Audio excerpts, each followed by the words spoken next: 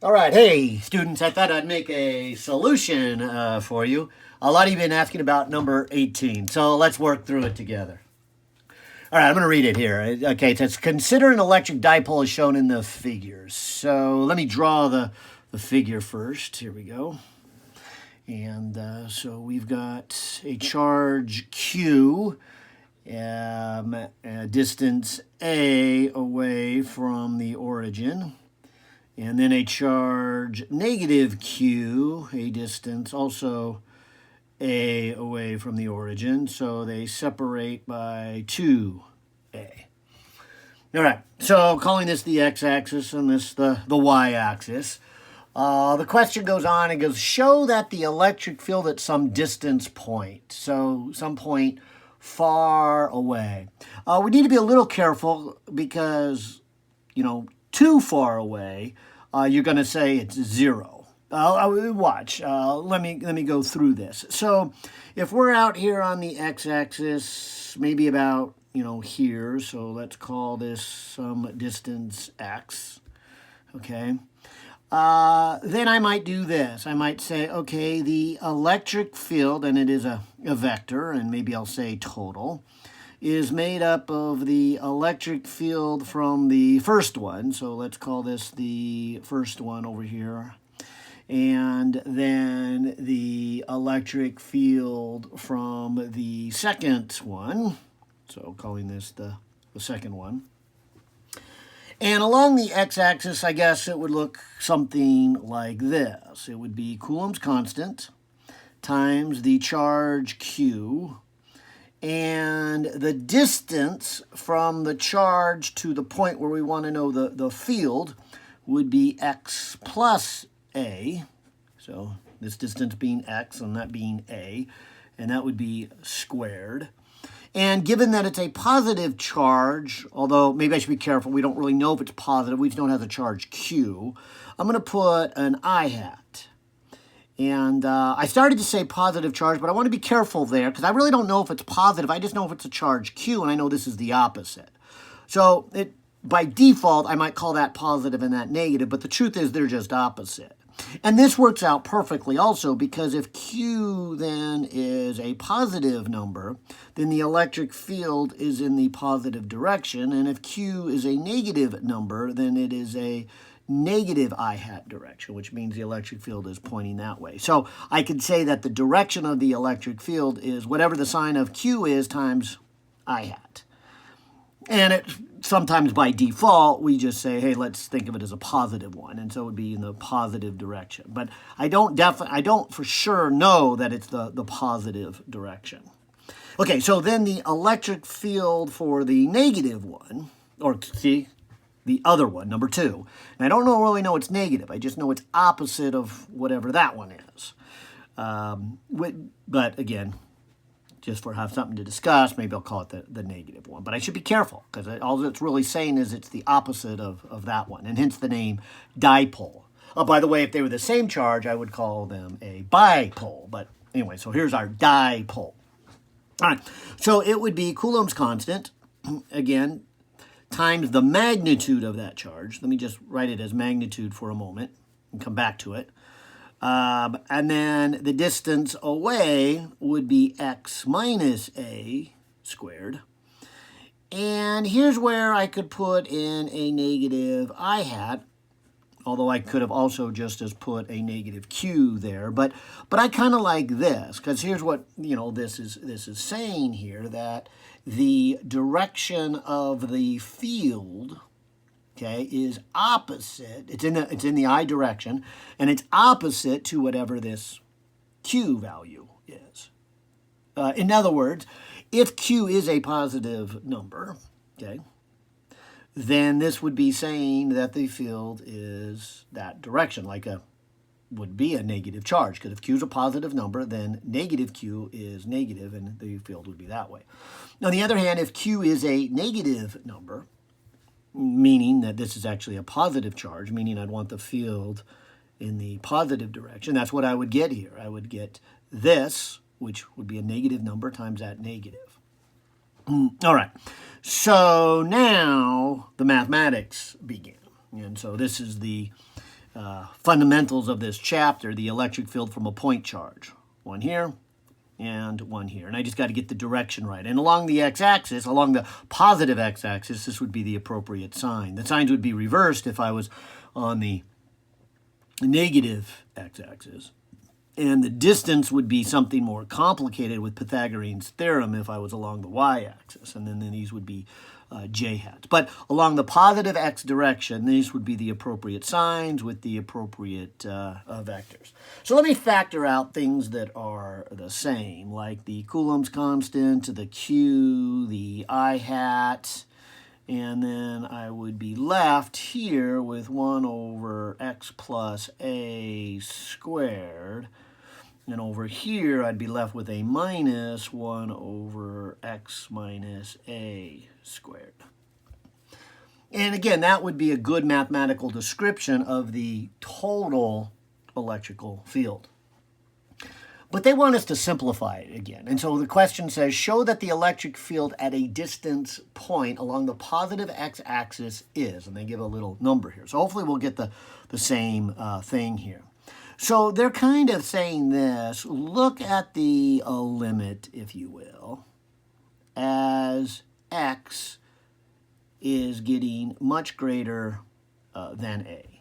So in other words, these things are close together. So in other words, maybe these are the charges in, say, a molecule, like a water molecule. And then, you know, maybe we're a distance a centimeter away. So x is huge compared to the size of the molecule. Notice they're not saying this. They're not saying the limit as x goes to infinity. We know what happens there. I mean, when x goes to infinity, this becomes really big, and that one becomes 0, and that one becomes 0, and so the electric field approaches 0. So far away from these, you get 0. All right. So what they're really saying here is don't take a big limit where we're getting so far away that we'd say, oh, there is no electric field. We know that's what will happen really far away. There's no electric field because the electric field gets weaker and weaker and weaker the further you get away. So they're saying get it a distance away.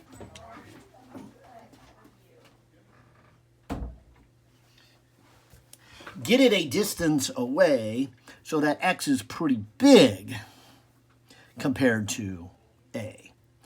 All right, so let me continue on with this equation. So here's Coulomb's constant, here's the q, here's the I hat.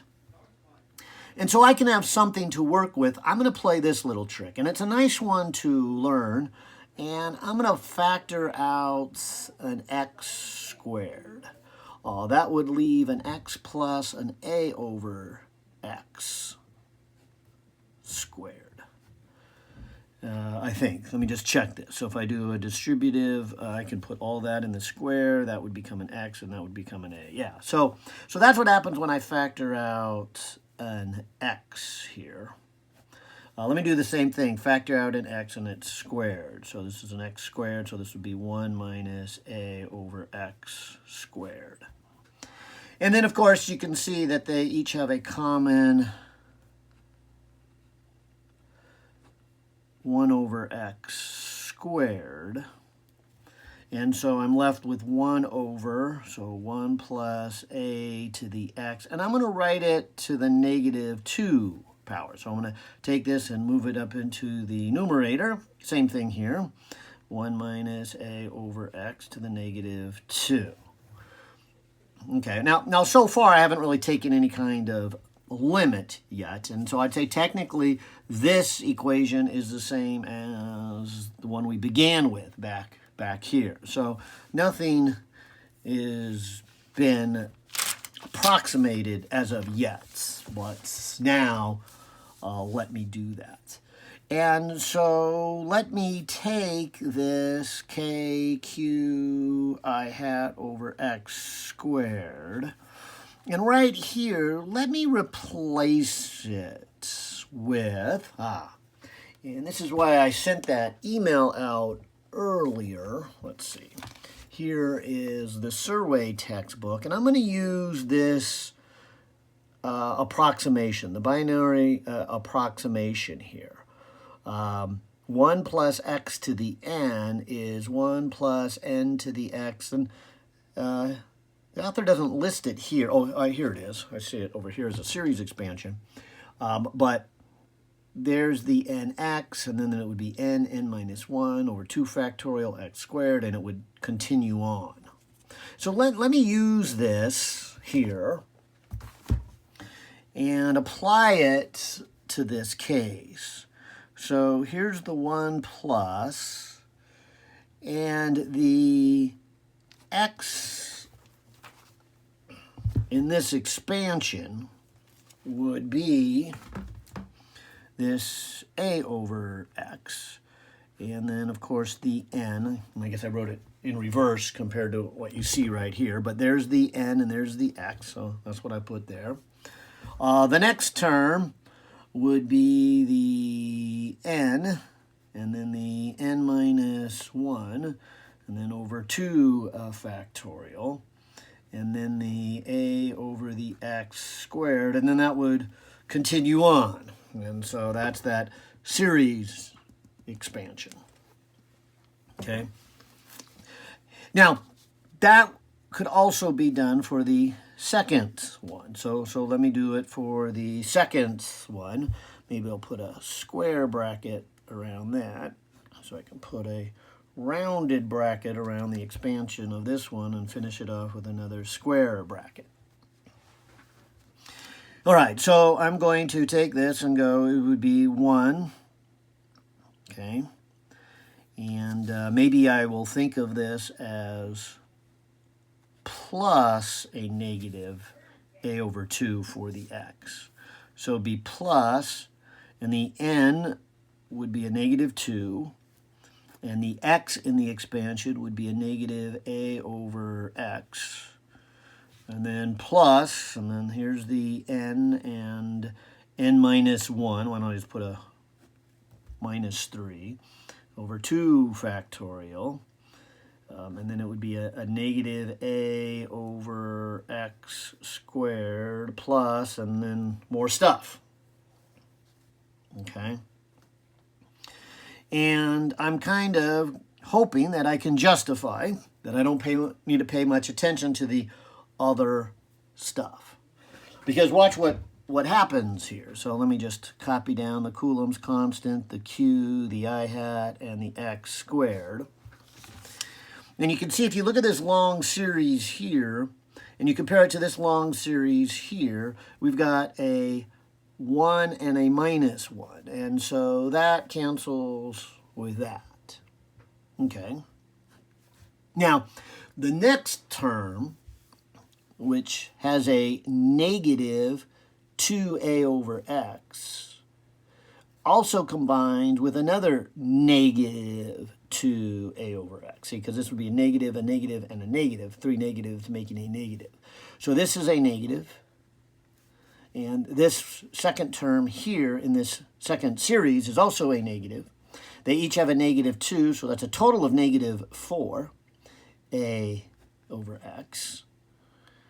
Now, if we continue on, and I don't think we need to, I think this next one actually cancels off, doesn't it? Let's see. This would be the same term. Yeah.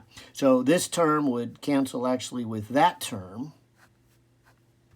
Now, the next term would not cancel, but the next term is going to have something like it's going to have a bunch of stuff with an a over x to the third power. And so all the even powers in these series will cancel off, and all the odd ones will remain. But remember, we're talking about taking the limit as x is much bigger than a. So let's say, a over x is about a tenth. So when you get to this term, you take a tenth and you cube it. Well, that's a thousandth. So that is 3 orders of magnitude smaller than that one. So I can ignore it. And the next one that wouldn't cancel would be like an a over x to the 5th power. Okay, and then that too is so far small, I guess. It's so small. It is 100,000 times smaller than that one. So these are all kind of minor. You know, this is the real effect. The other ones we can just ignore. They're so insignificant. So that's our justification in saying here is our approximation. Now, again, I'd say if you took x going to infinity, you would still get 0 here. That makes sense. But so what I'm doing is taking x to be very big compared to a, but not necessarily infinity. So I still have something left over. So I'm taking it big enough that I can throw these out, but not big enough to make it go to 0. And so ultimately, I end up with a negative 4akq in the I hat direction over x cubed. And I believe that's what we want. There's the 4, there's the Coulomb's constant, there's the q, there's the a, and then there's the x cubed. And they don't have the I hat, but they wrote it as the x component of it. So, yay, we agree. Hopefully that helps.